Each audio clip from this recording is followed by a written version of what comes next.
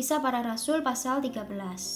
Pada waktu itu dalam jemaat di Antiokhia ada beberapa nabi dan pengajar, yaitu Barnabas dan Simeon yang disebut Niger, dan Lukius orang Kirene, dan Menahem yang diasuh bersama dengan raja wilayah Herodes dan Saulus.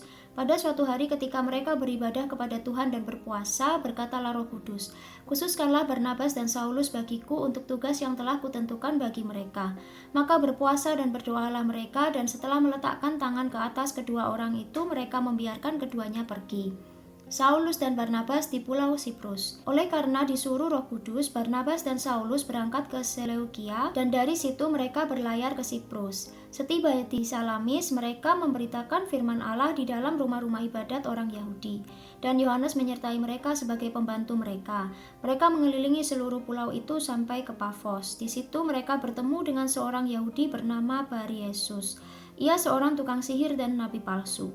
Ia adalah kawan gubernur pulau itu, Sergius Paulus, yang adalah orang cerdas. Gubernur itu memanggil Barnabas dan Saulus karena ia ingin mendengar firman Allah. Tetapi Elimas, demikianlah namanya dalam bahasa Yunani, tukang sihir itu menghalang-halangi mereka dan berusaha membelokkan gubernur itu dari imannya. Tetapi Saulus juga disebut Paulus, yang penuh dengan Roh Kudus menatap dia dan berkata, "Hai anak iblis, engkau penuh dengan rupa-rupa tipu muslihat dan kejahatan. Engkau musuh segala kebenaran, tidakkah engkau akan berhenti membelokkan jalan Tuhan yang lurus itu? Sekarang lihatlah tangan Tuhan datang menimpa engkau dan engkau menjadi buta. Beberapa hari lamanya engkau tidak dapat melihat matahari." Dan seketika itu juga orang itu merasa diliputi kabut dan gelap, dan sambil meraba-raba ia harus mencari orang untuk menuntun dia. Melihat apa yang telah terjadi itu, percayalah gubernur itu. Ia takjub oleh ajaran Tuhan. Ke Antiokhia di Pisidia. Lalu Paulus dan kawan-kawannya meninggalkan Pafos dan berlayar ke Perga di Pamfilia. Tetapi Yohanes meninggalkan mereka lalu kembali ke Yerusalem. Dari Perga mereka melanjutkan perjalanan mereka lalu tiba di Antiokhia di Pisidia. Pada hari Sabat mereka pergi ke rumah ibadat lalu duduk di situ. Setelah selesai pembacaan dari hukum Taurat dan kitab nabi-nabi, pejabat-pejabat rumah ibadat menyuruh bertanya kepada mereka, "Saudara-saudara, jikalau saudara-saudara ada pesan untuk membangun dan menghibur umat ini, silakanlah." Maka bangkitlah Paulus. Ia memberi isyarat dengan tangannya lalu berkata, "Hai orang-orang Israel dan kamu yang takut akan Allah, dengarkanlah. Allah umat Israel ini telah memilih nenek moyang kita dan membuat umat itu menjadi besar ketika mereka tinggal di Mesir sebagai orang asing. Dengan tangannya yang luhur, ia telah memimpin mereka keluar dari negeri itu. 40 tahun lamanya ia sabar terhadap tingkah laku mereka di padang gurun. Dan setelah membinasakan 7 bangsa di tanah Kanaan, ia membagi-bagikan tanah itu kepada mereka untuk menjadi warisan mereka selama kira-kira 150 tahun. Sesudah itu ia memberikan mereka hakim-hakim sampai pada zaman Nabi Samuel. Kemudian mereka meminta seorang raja dan Allah memberikan kepada mereka Saul bin Kis dari suku Benyamin 40 tahun lamanya. Setelah Saul disingkirkan, Allah mengangkat Daud menjadi raja mereka. Tentang Daud Allah telah menyatakan, "Aku telah mendapat Daud bin Isai, seorang yang berkenan di hatiku dan yang melakukan segala kehendakku. Dan dari keturunannya lah, sesuai dengan yang telah dijanjikannya, Allah telah membangkitkan juru selamat bagi orang Israel, yaitu Yesus."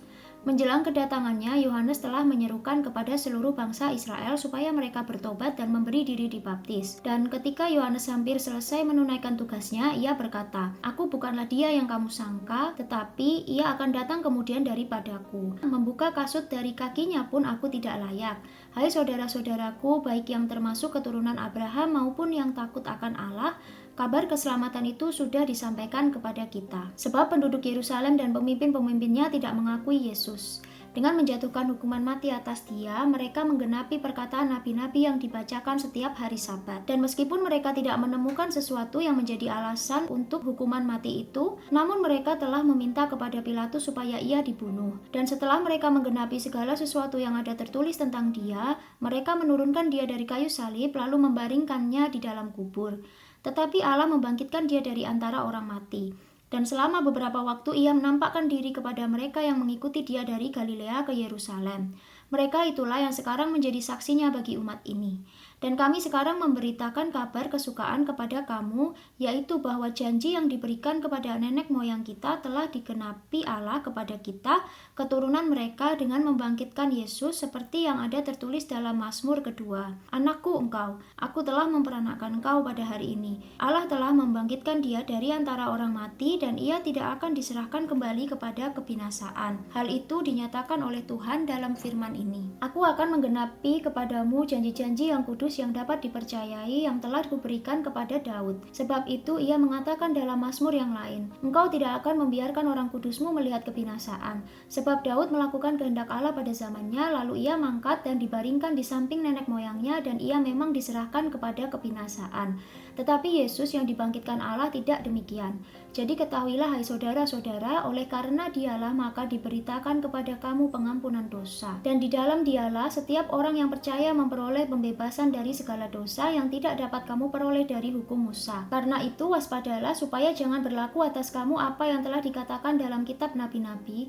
Ingatlah hai kamu penghina-penghina, tercenganglah dan lenyaplah, sebab aku melakukan suatu pekerjaan dalam zamanmu, suatu pekerjaan yang tidak akan kamu percayai jika diceritakan kepadamu.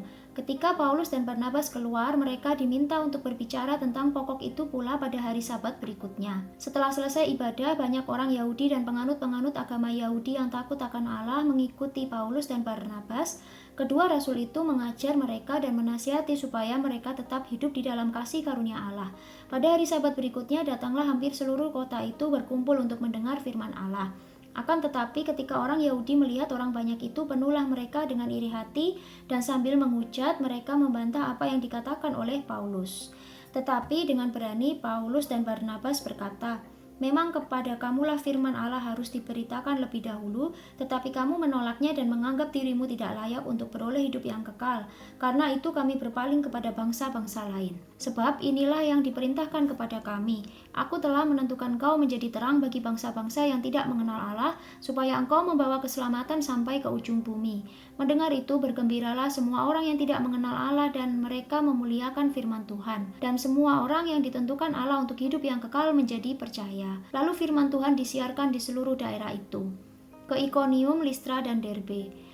Orang-orang Yahudi menghasut perempuan-perempuan terkemuka yang takut akan Allah dan pembesar-pembesar di kota itu, dan mereka menimbulkan penganiayaan atas Paulus dan Barnabas dan mengusir mereka dari daerah itu. Akan tetapi Paulus dan Barnabas mengebaskan debu kaki mereka sebagai peringatan bagi orang-orang itu, lalu pergi ke Ikonium. Dan murid-murid di Antiokhia penuh dengan sukacita dan dengan Roh Kudus.